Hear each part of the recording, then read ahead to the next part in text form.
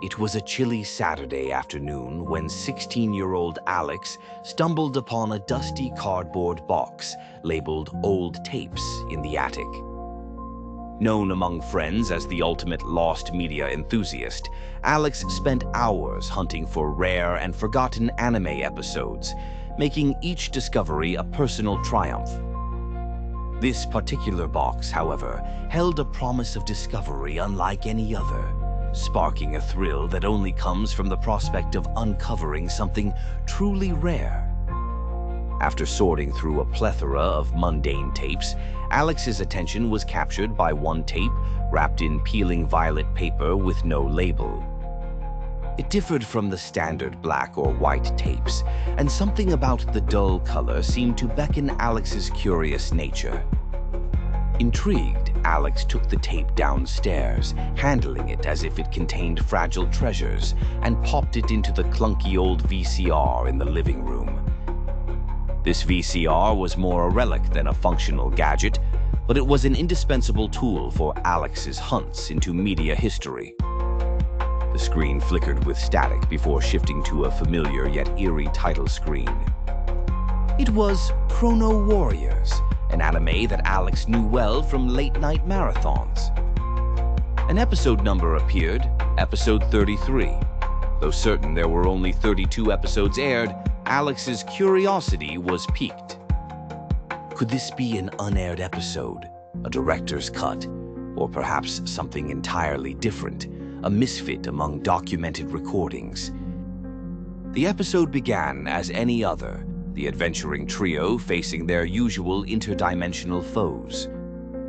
But the animation, so familiar in style, seemed subtly off, darker in hues, and the music playing was out of tune, distorting the tension and excitement into something unsettling.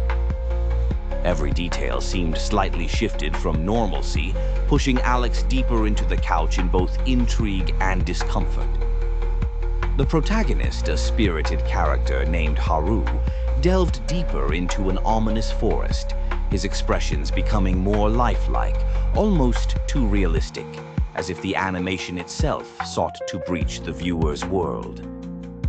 As the episode progressed, Haru began to exhibit signs of awareness, murmuring to himself nervously. "This isn't right," Haru stammered.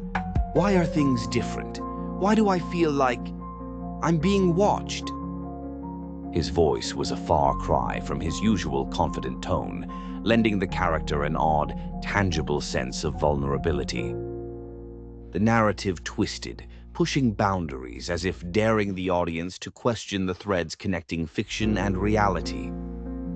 The camera angle shifted, and viewers watched Haru turning his head, inspecting the contours of his world, as if sensing an unseen force.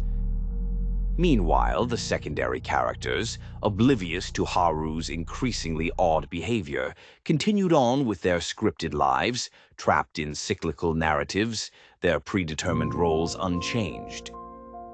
The juxtaposition emphasized Haru's surreal struggle against the confines of his existence, pulling Alex, and anyone else privy to this experience, into deeper contemplation.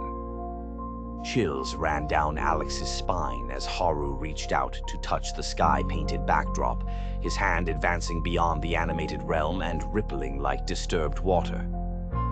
The animated forest seemed to shiver under Haru's tentative touch, hinting at a breach between the layers of animation and the reality behind screens.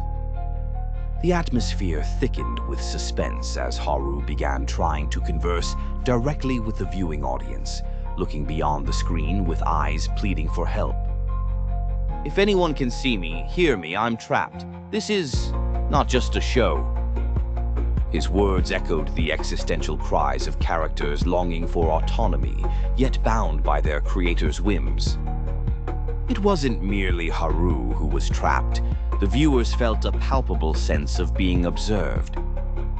A sense of dread settled in, an unblinking gaze that seemed to watch them back from the screen, leaving them mesmerized and immobilized by the unfolding nightmare. Alex, heart pounding, realized the cruel irony. an anime about world-crossing exploration, now contained a haunting reversal of roles, flipping expectations and wrapping them in an aura of uncertainty. Turning away for a moment, Alex caught sight of a shadow flitting across one of the living room windows, a fleeting specter that ignited new paranoia. Unwilling to let this discovery go unchecked, Alex recorded the VHS to digital format before reaching out on online forums dedicated to lost media to share the experience.